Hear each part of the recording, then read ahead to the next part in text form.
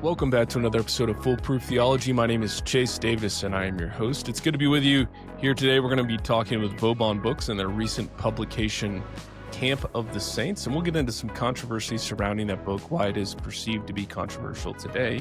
Before we get into that, I wanted to make sure you knew about the Patreon. You can go to the Patreon, sign up, subscribe for early release to all episodes. You can ask me any questions on the Patreon as well. I also have a short study on the London Baptist Confession over on the Patreon. Click the link in the show notes for that. Also want to remind you of a partner of the program, Farmer Bill Provisions. They make great, what is not beef jerky, it's called biltong. It's wonderful for protein intake. You need to get your protein up. All natural, American made, American company, farmerbillsprovisions.com. Use code FOOLPROOF, that's all caps, one word, full, FULLPROOF,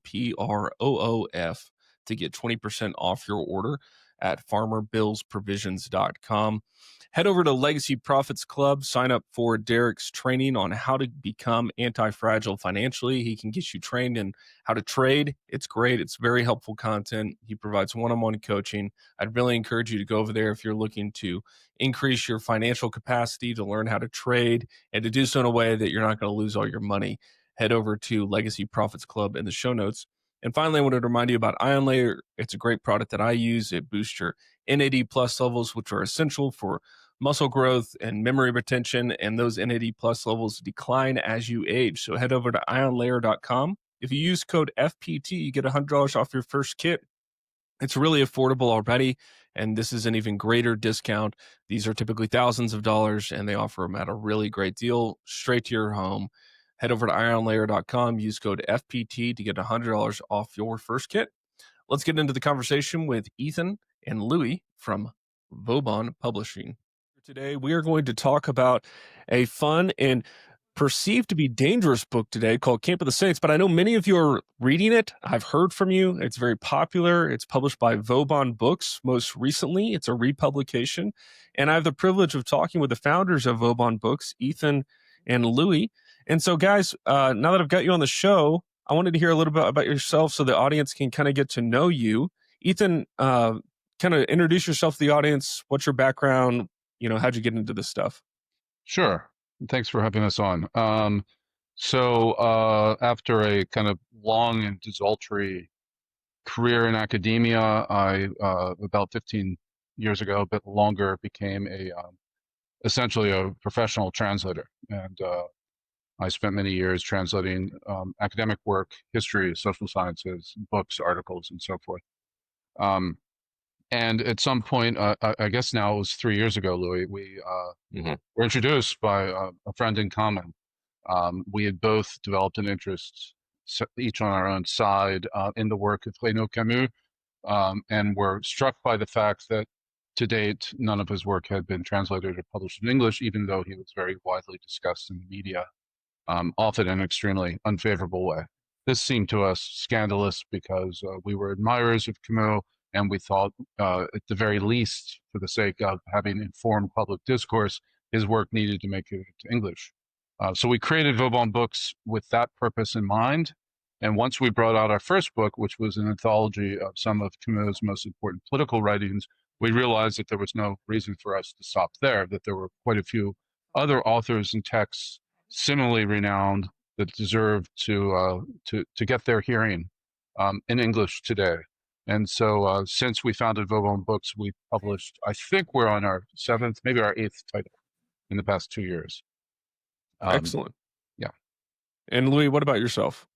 I'm kind of a normal academic, you might say. I got a PhD in French literature from Vanderbilt back in, I guess it was 2011 or 2012. I teach at a university in Wisconsin, UW-Whitewater. I handle the French program. And, Ethan said it well. I became interested in, debates going on in France and in Europe about things having to do with immigration, Islam, national identity.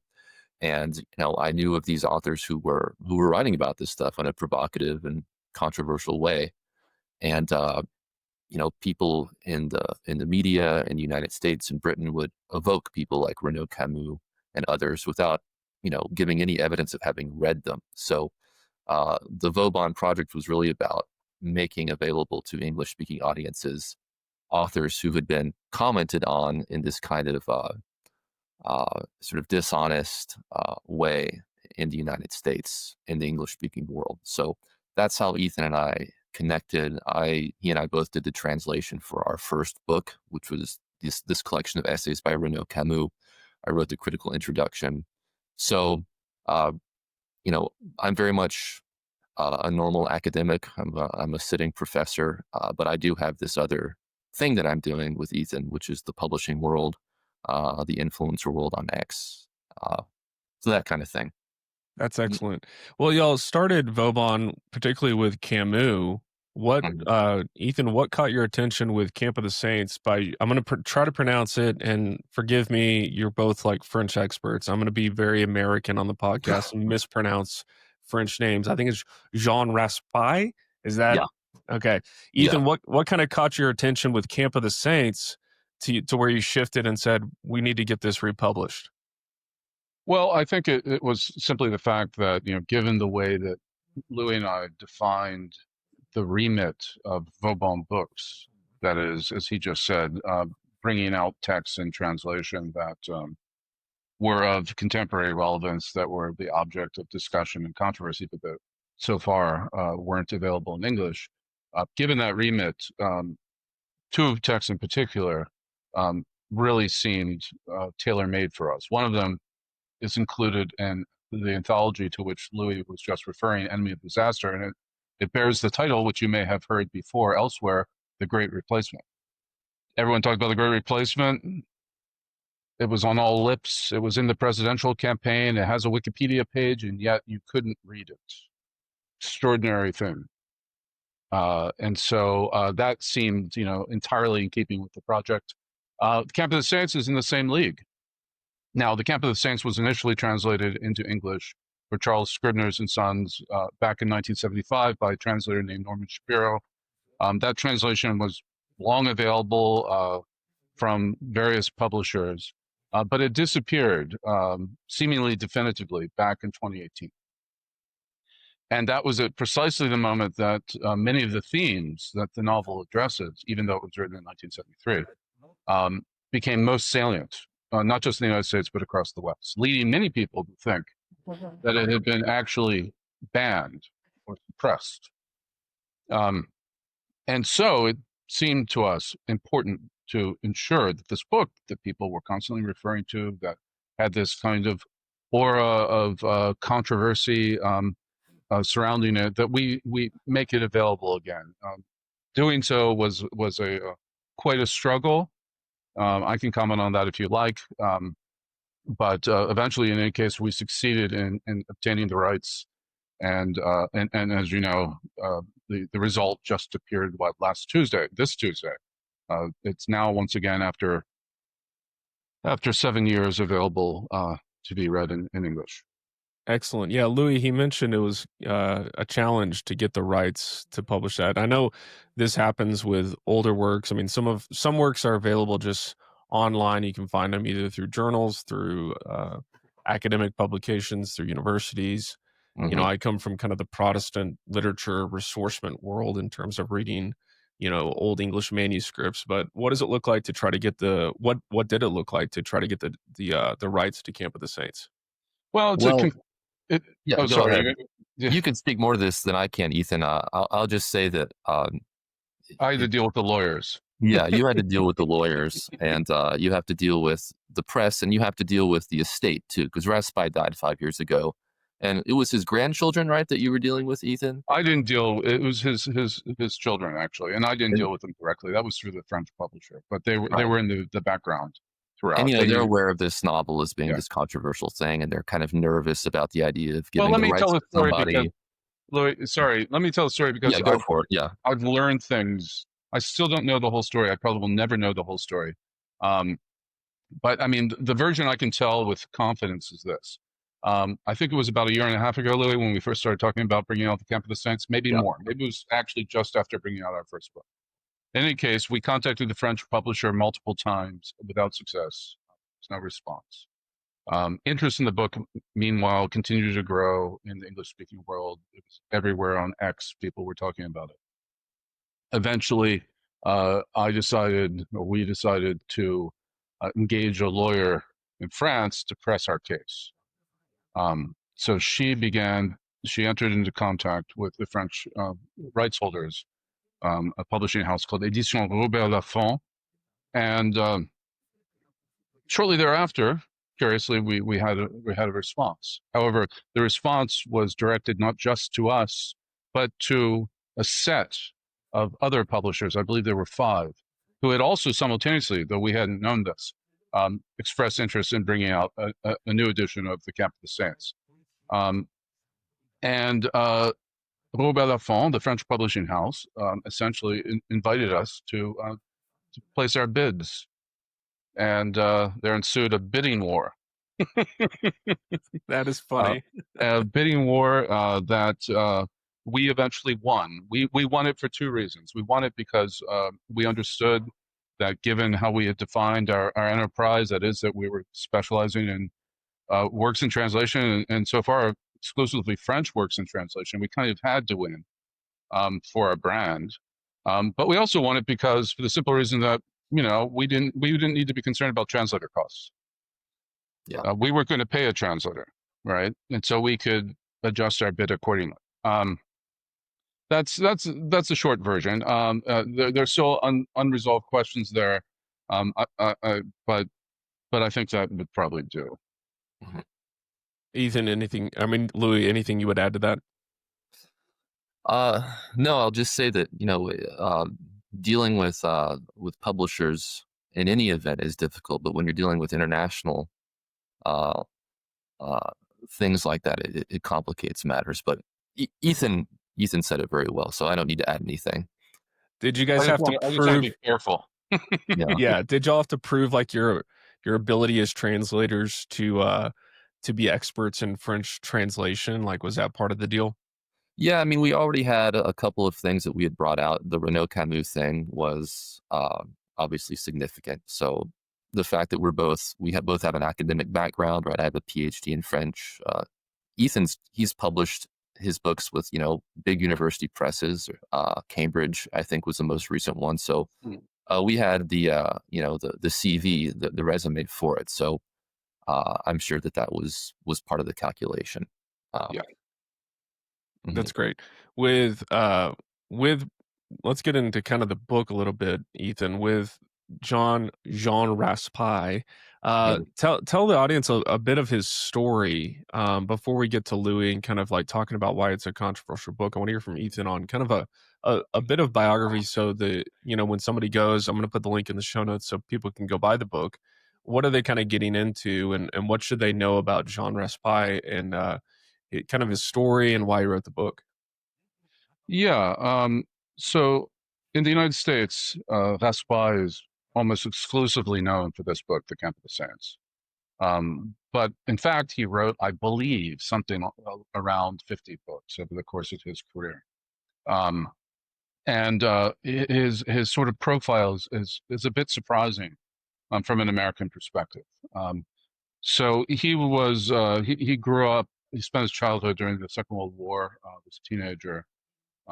Shortly after the war, he was very involved in the scouting movement in France, which was at the time heavily inflected by the Catholic Church. So he was a devoted scout, and after the war, he organized a mission with some of his friends to North America, where they were going to retrace the route followed by certain French explorers back in, I believe, the 17th century, from Quebec to New Orleans, going down the Mississippi. And this received a great deal of media attention in France and also in the United States. After returning to France, Jean Raspail wrote about it, as did some of his colleagues. And this kind of launched him. After that, he became a travel writer. So for the next 20 years, if not more, Jean Raspail was chiefly known as an explorer, because he would go abroad to gather material for his books, and a travel writer. As he did so, he worked on his style. He began to develop a following, but he was not first and foremost a novelist. That only changed in the late 1960s. And I think Camp of the Saints, I believe, was his second novel. No, it was third, because he had a novel of that he wrote when he was very young as well, but was never published. In any case, and so The Camp of the Saints, in some ways, is an inflection point in his career when he really establishes himself as a novelist. But it's also a break from his broader career, because the Camp of the Saints, first, it's centered on Europe. None of his other writing is centered on Europe, or very little of it is centered. And then secondly, it engages with these dystopian themes. It looks to the future in a way that his other books don't. They tend to look towards the past, real or imaginary. What they all have in common, though, and this is something that I think Nathan Pekoski in the introduction to our volume, makes very clear, is an interest in the lost peoples of the world, peoples who are disappearing or on the verge of disappearing. And in The Camp of the Saints, of course, that is very much this central to the drama, that the French and more generally the Europeans, though they don't quite know it at the beginning, are on the verge of disappearing. So there's a thematic continuity that runs through all of his work. But to look at his work through uniquely the lens of The Camp of the Saints and say, oh, this is an anti-immigrant racist writer, is to grossly misunderstand the sweep of his writing and the nature of his preoccupations. Well, and wasn't he like highly lauded in the French literary community? Like he was very well respected up until like, I don't know when it turned, 2011, 2001, but is that true, Ethan? It was. One of the sort of great tragedies of his life was that, despite the recognition that he received, particularly in his later years for his work, he was never admitted to the Académie Française, the great French literary society. And the reasons for this, as he understood it at least, were mainly political.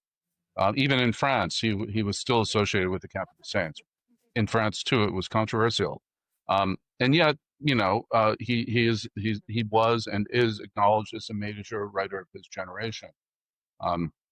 And in France has enjoyed just recently a bit of a revival, because this year, 2025, is the centenary of his birth. And so he's to a certain degree been rehabilitated. He's now receiving the recognition that to some degree was denied him because of the Camp of the Saints. That's great. Louie, kind of talk to me about some of the translation work. I know there have been translations before in my understanding, but I think from talking to you a little bit about it, there's been kind of a different emphasis in other English translations of Camp of the Saints. So what were some things that you noticed, and what were some challenges you faced in translating the work?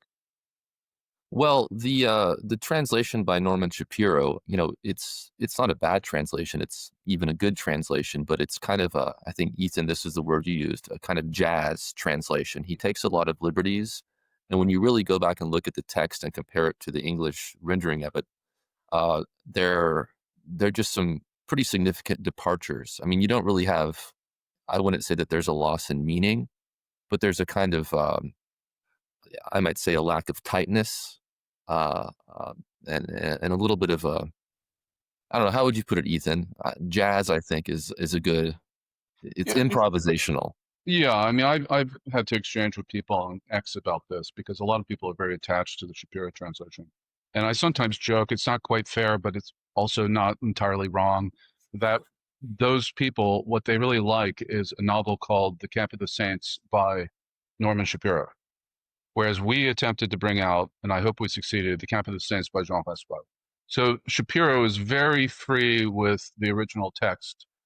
In places he just invents things. But I think more importantly, and a more consistent thing that he does is he innovates at the level of the style. So yesterday, for instance, I posted on X a sample translation from the book.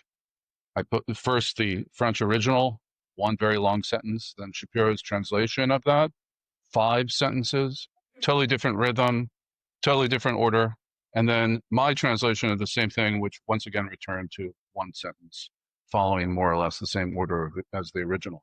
So my hope in translating it, my aim was to, as far as possible, preserve not just the content of the book, but also to some degree communicate to English-speaking readers the style. And Shapiro didn't, I don't think, seriously try to do that. I think what he was trying to do was produce a translation that would appeal to the literary tastes of the Americans at this time, which, in my view, for him might have been something like, because this was meant to be a mass market book, a short story that would appear in Playboy magazine in 1975. That's not how I understood my job, and that's not what I did in translating the book. That's great. That's great. Yeah, translation work is so interesting. I'm a pastor, and in seminary you have to translate text from, the Hebrew, biblical Hebrew, and Koine Greek in the New Testament. And so all of a sudden, once you do that, for any Christians listening, or for anybody else, it becomes apparent that a lot of the translations we have today, and I think you guys might come from a Catholic background, so I don't know if like the Pope has his translation, but in the Protestant background, like there's a lot of Bible translations, NIV, ESV, all this kind of stuff. And you start noticing like, oh wow, they're taking a lot of liberties. So I think it's really important that y'all try to stay as faithful to Raspail's kind of original, like what was he trying to say, not innovating it. But with Camp of the Saints, Louie, we've hinted at this. Ethan's talked about it a little bit, but I want to hear more. These accusations. If somebody were to Google Camp of the Saints, I mean, it seems to be associated with some really dangerous ideas out there, at least the way they frame it. Can you tell me more about how those accusations came about? What do people say about Camp of the Saints? If you're kind of an average American consuming liberal media, what would your perception be of Camp of the Saints? Well, yeah. Well, to get to that, let's talk about in broad strokes what happens in the novel, right? In case people haven't read it or they don't know. The idea is that there's this armada of 1 million people coming from India who land up on the shores of France. They're sort of, they're kind of unwitting invaders. They don't know that they're there to colonize and take the land. That's what they do. It's a kind of an expression of the colonial or the colonized id in some way. So what happens is in the novel is they show up, then other armadas come to the West, and eventually Western civilization falls apart. Right? It's a collapse narrative. This is what makes it dystopian. It's the end of the world of the white man, so to speak. So why exactly is this controversial? Well, superficially, the reason it's controversial is because, we're supposed to think of the other, or the third world other, is, virtuous or, downtrodden or worthy of our pity because of the sins of the West, etc. And so when you have a novel that describes them in the way it does, there are certain passages that you can read in the Camp of the Saints that describe Indians in a way that someone might say is racist or, disagreeable or unsavory. So that is kind of the superficial reason, right? There are passages in the novel that are not nice in their descriptions of the other. But that's not really the deep reason, I think. What's really going on here is that this novel is exposing the sentimental humanitarianism and the conceits of the Western left that wants to see in the other and the third world other this sort of like saving force that can redeem the West and allow it to expiate for its sins, right, against the rest of the world.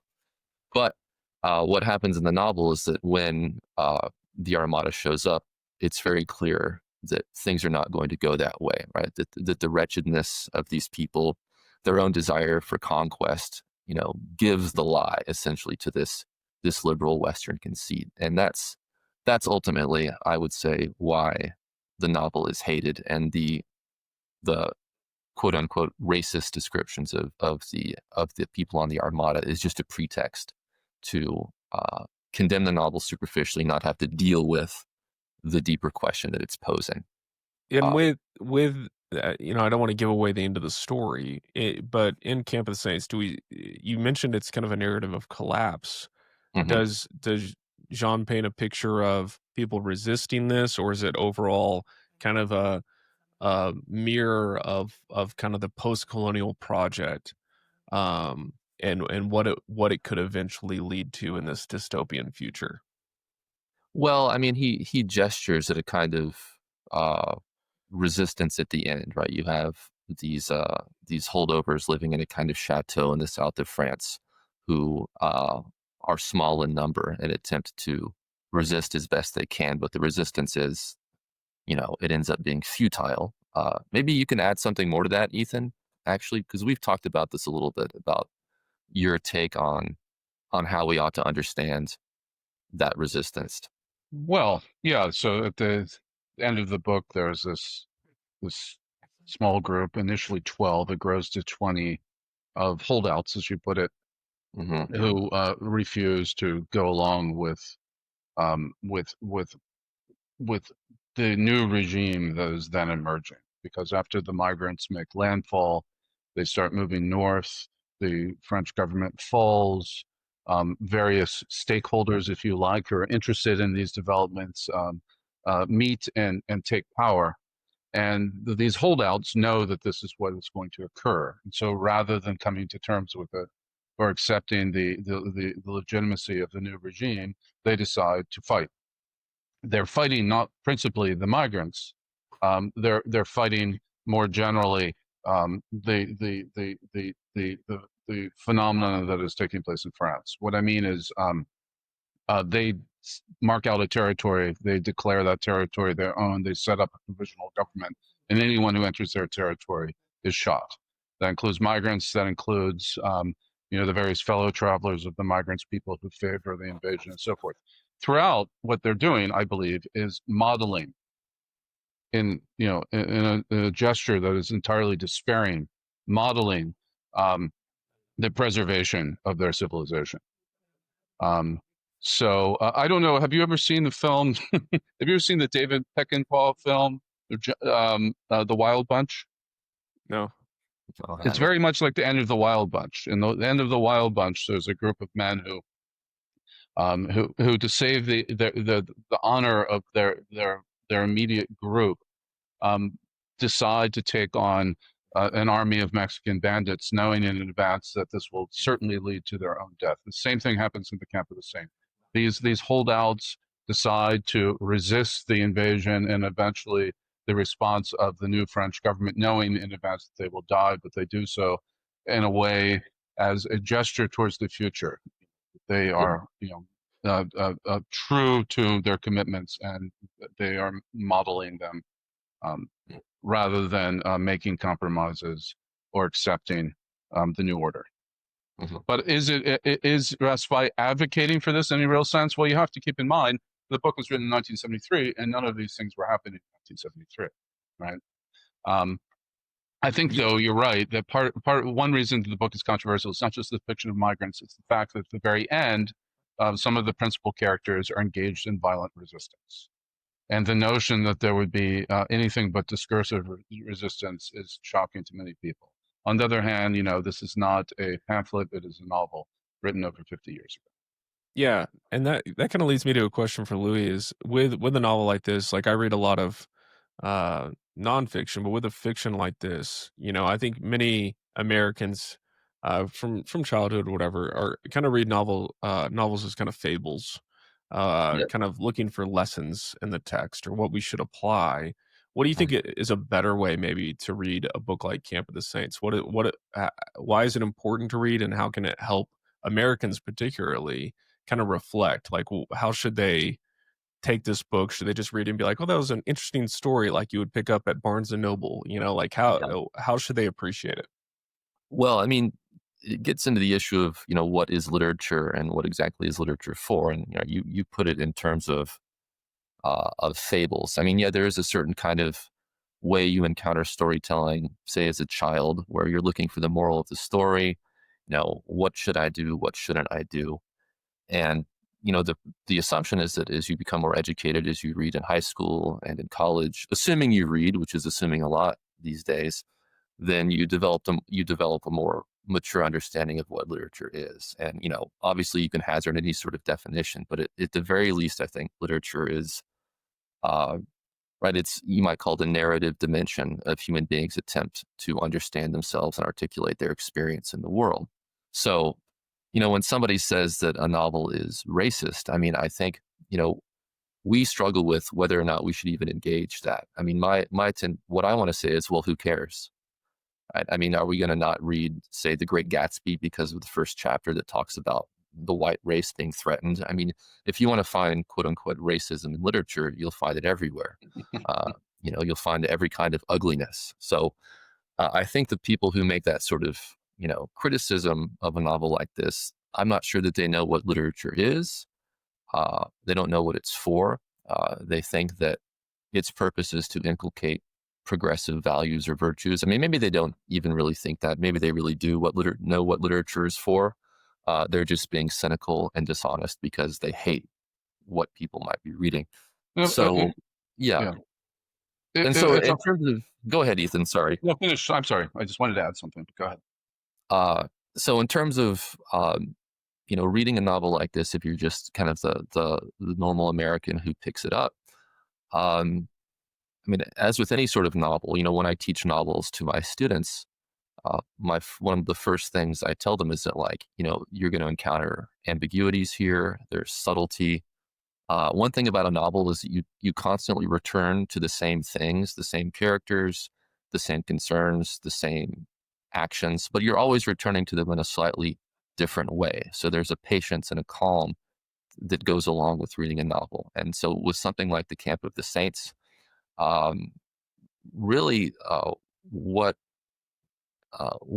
keeps getting layered over and over again in different ways is this criticism of the naive, sentimental, humanitarian Western leftist who is looking for his own atonement and exoneration in this embrace of the other. But that is revealed to be a conceit and a destructive one. So that's the discomfort of the novel for a lot of people, but it's exactly that we're being asked to reflect on, right? How we are thinking about the other isn't just about some objective compassion or virtue or morality. It's our own psychodramas going on that actually might be bad for everyone. Yeah, and I just wanted to add to that with regards to the final sequences of the novel, when the holdouts resist the invasion. I think it's only on the crudest, most literal and childish reading of the book that you can imagine that Raspail sees the conflict between these holdouts and the invaders as essentially a conflict between Europeans and Indian migrants.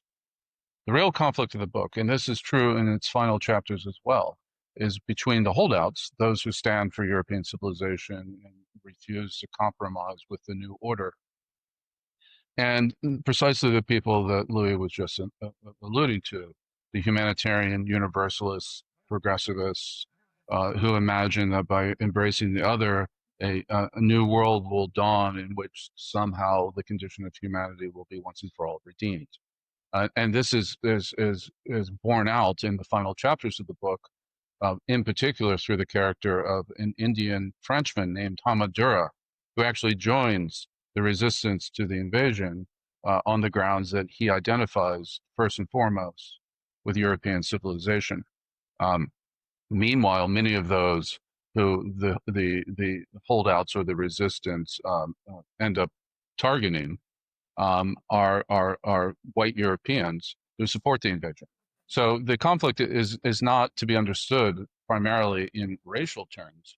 It has to be understood in terms of this conflict between, on the one hand, humanitarian universalism, and on the other hand, commitment to defending a particular civilization and way of life. That tracks completely. And I think one reason it probably resonates today, and I want to hear from you guys on this as well, is, we are seeing kind of a mass immigration in the West. And I think of where I'm from, like in North Texas, for example. It's funny that he mentions Indians in the book. There's lots of Indians moving to North Texas. I had a friend recently just make a public observation on X, like, hey, there are a lot of Indians in North Texas. Like, this doesn't seem like they're assimilating very well. It seems like maybe we could do a better job here.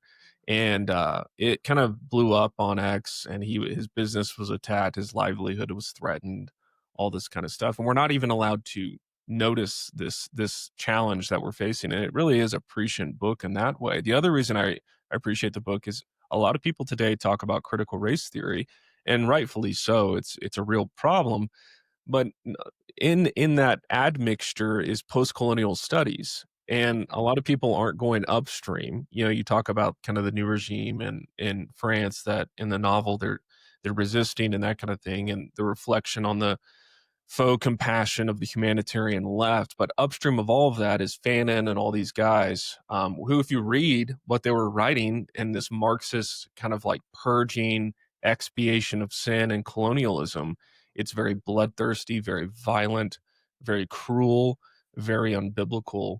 The other observation I took from the novel was kind of the Catholic priests, which is the dominant religion in France, and their complicity in the regime. And I found that to be prescient and also applicable today in terms of how many clergy today, you see whether it's Catholic charities today in America or evangelical institutions in America are very much complicit in this kind of post-colonial project that does seem to be unfolding in the West. All right, do you think these are, Louis, do you think these are fair observations, applications for today, and why they resonate with people, and like why people are so interested, other than it just being like, I shouldn't read this book? I did this with several books in evangelicalism. One, a guest I've had on the podcast, Doug Wilson, wrote some apparently very controversial books, and all my other pastors like, you shouldn't even read it. I was like, well, I'm going to go buy it then and read it because I want to know why it's. And then I read it and I was like, I mean, I disagree with some stuff in it, but like, I don't understand what's so controversial. But I'm trying to ask, like, what is resonating with people today besides just hearing that they shouldn't read it or that it's a dangerous book, Louis?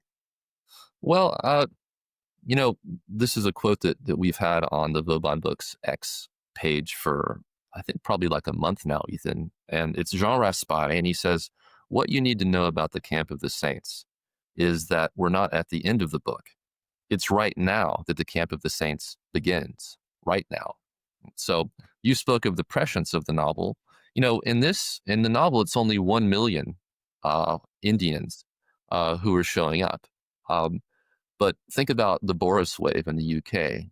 I think, 1 million people coming into that country, not just all of Europe, but that country, per year for 4 years. So there's something almost kind of quaint, you might say, about Raspail's description. Nobody thinks, 1 million immigrants, what's that going to do? Because there have been so many more that have come into the continent in recent decades. So, in that, the book is just immensely topical in that respect. Everybody who's honest knows that this is going on, that it's been going on, and that, as I tell students, if they want to get into these issues, that the question of immigration to Europe from the third world, from the Islamic world, is the defining issue and will be for the next generation of European and probably all of Western politics.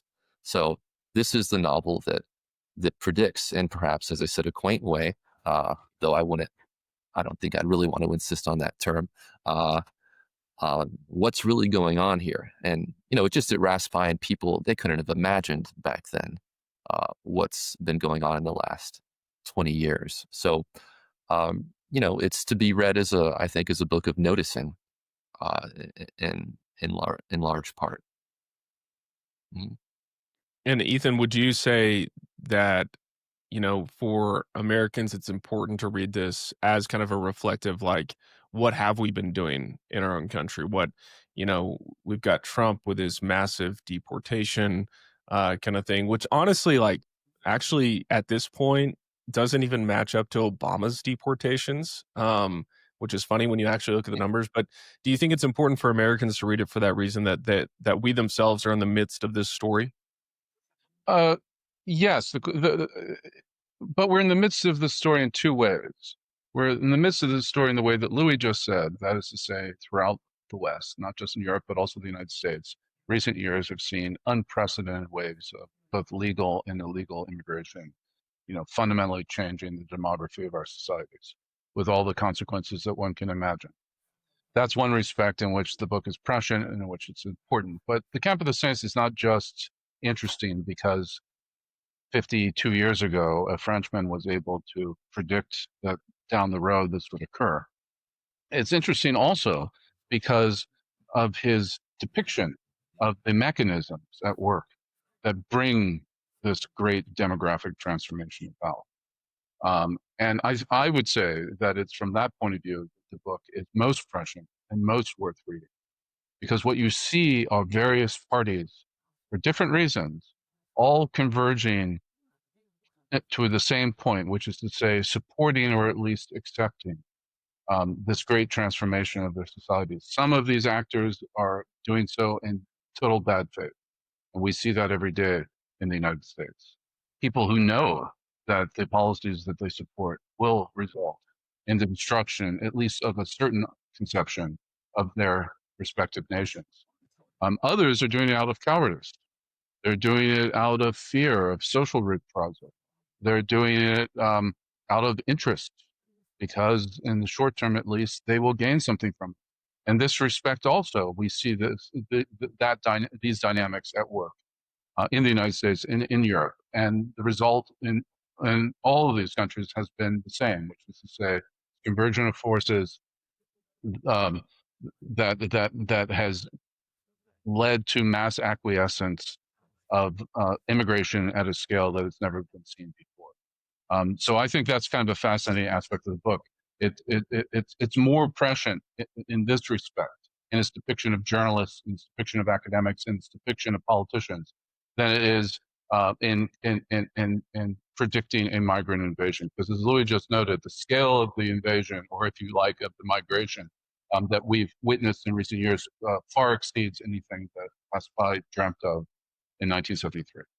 Yeah, it would be interesting to get this book in the hands of someone like Elon Musk, just as a reflective exercise. Maybe he could have a series of conversations with one of you about it, because like there was a big debate over H-1B, and I noticed this, online, because I just noticed that the H-1B program, particularly with this visa and foreigners coming in many conservative circles, they don't see a problem with it. They see kind of like, well, GDP go up, so it's all fine. But it creates really unique challenges for Americans to find work, kind of the preservation of our American heritage and culture. Um, anyway, so Louis, I kind of want to put you on the spot a little bit, because earlier you talked about how we should read literature, and you as a professor typically ask the students what, I don't know if they read this book, whatever book, you're asking them, to reflect upon it. What are some things it says about us? So I want to ask you, what do you think Camp of the Saints says about us? I mean, Ethan kind of hinted at it with kind of regime and the institutions. What do you think Camp of the Saints says about us? Well, I think it reveals something about, you might say, the particularity of our universalism in the West, right? In the West, we're the inheritors of Christian universalism, right? It comes to us through St. Paul. It comes to us through the Gospel and the New Testament. It's not something we invented in the 18th century as a product of the Enlightenment. The Enlightenment just elaborated on that. And so there's a certain Western mindset that blithely and naively assumes that everybody just shares those same values. But of course they don't. Western universalism, it has it's like for instance, the political culture of the United States, individualism, everybody has a right to life and happiness and all of that. Those are aspirationally universal. You have to buy into them because their origin, of course, is in, the developments of culture in the 16th and 17th centuries in England, right? There's an ethnic component to those values. So, yeah, I mean, I think that there's a fear in a part of the Western psyche to acknowledge that our own values and our universalism, that those things are actually constrained, and that they have a particular birth. They're particular to us, and if we want to extend them, right, we have to realize that they're not self-evident. And if we want to protect ourselves, we need to realize that they're not self-evident. So, what that has to do with literature, I think maybe I went off the trail a little bit there in my explanation, but no. No, you did great. That I was just asking what kind of some thoughts. I mean, for the listener, I mean, you can see this in our failed project in installing democracy in Afghanistan. Yeah. I mean, this is not by any means controversial. This is very easily discernible from nature, like the kind of neocon globalist expansionism projects that we've been on for the last at least half century. where we're Well, one trying thing to. I'll add, I mean, I think you brought up the issue of like GDP and the Chamber of Commerce. I mean, this is not a left-right partisan issue. In our work on Renaud Camus, he's very clear that, what's happened in Europe is really the confluence of two factors. On the one hand, you have economism, the idea that it's just more profitable to think of people as just these kind of widgets that are interchangeable in the global economy with no reference to their roots or their language or their history. That serves certain economic ends. But when that encounters the anti-racist ideology, you get this coming together of forces, right? So you have an economic interest in the liquidation of culture, but you also have a moral one because, anyway, I think the logic is pretty apparent there. Well, guys, this was a great conversation. Anything else you want to make sure the listener knows as they're going to click the link in the show notes to buy Camp of the Saints, check it out? Anything else you want to make sure they know before they get into it? Well, I guess I would say that the book is now available in 3 editions, paperback, hardcover, and also ebook. And we hope to have an audiobook edition available come mid-October, but that's still production as we speak. Yes, and it's selling quite well so far. That's great. Where can people pick up a copy? They can, in the United States, purchase it directly from our distributor at Itasca Books, or alternately, they can purchase it from any number of online retailers, first and foremost, including Amazon. We have Vauban Books on X. We have a website, and we have a number of other titles. We have 3 works by Renaud Camus.